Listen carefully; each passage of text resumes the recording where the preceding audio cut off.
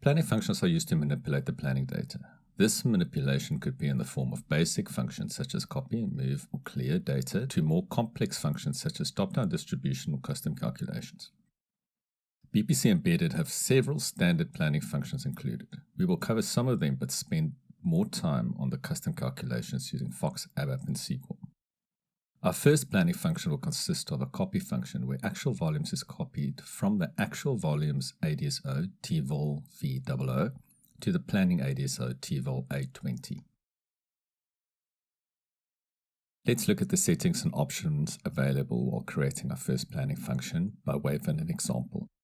Let's create the following planning function based on the aggregation level created in the previous chapters.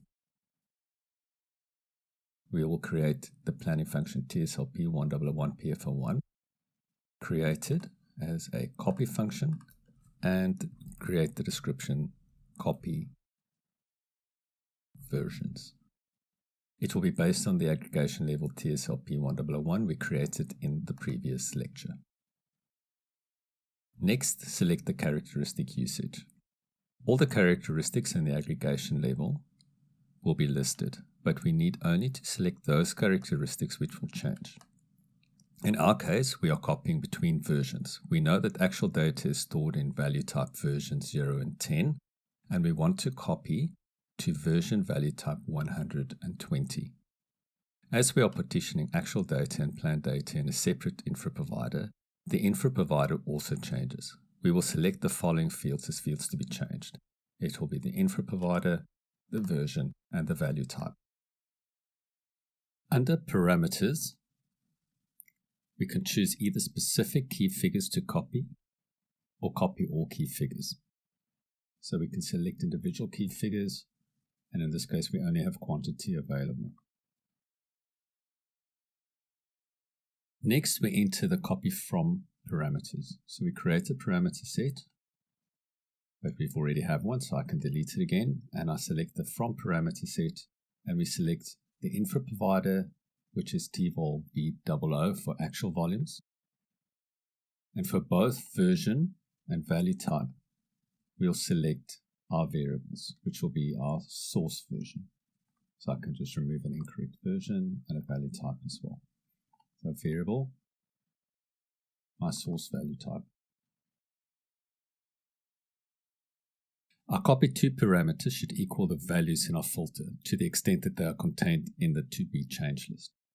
So our two variables, in this case our info provider, would be a fixed value tvol a20, and our version will be target version, and a value type,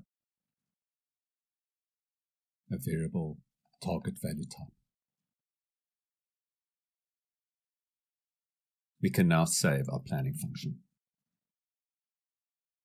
When we save it, the list of variables will appear, so we can see our source versions and source value types, and target version, target value types are displayed for entry. I can simply X and exit. Implementing planning sequences are really simple and is simply the combining of the objects we created to date. Let's create the planning sequence TLSP111PSO1 with the following settings. We're going to call it copy version.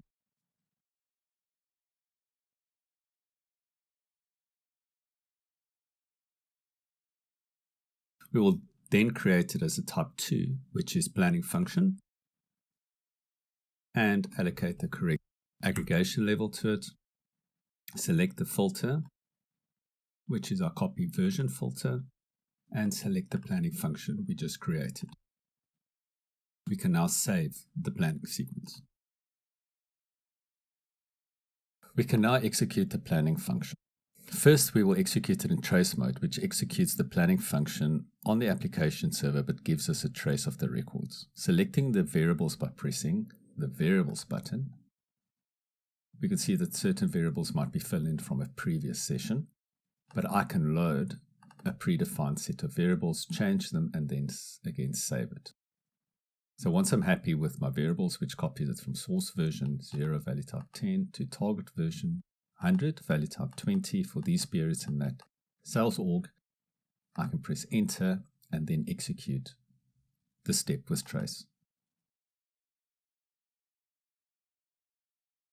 Looking at the messages for this function, we see that 720 records has been generated. The records read are the records selected by the filter. So these are the records in the target area. Since we start off with an empty area, the number of records are expected to be null. The second message confirmed the fact that trace modes run on the application server, which means that the execution logic is not pushed down to the HANA server. In the result set, the records are organized according to blocks.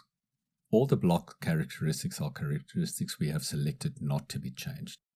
The concept of blocks are important, especially when we start writing HANA SQL routines. For each block, the system tells us the record count in the target area before and after running the planning function. In this case, one new record has been created and no messages were issued. Selecting a block and clicking on the display contents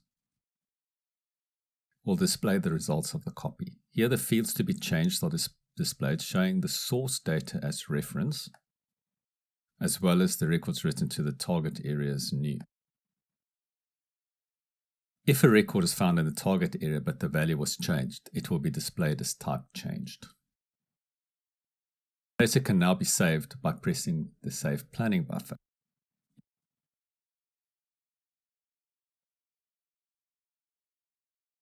If we immediately run this function again,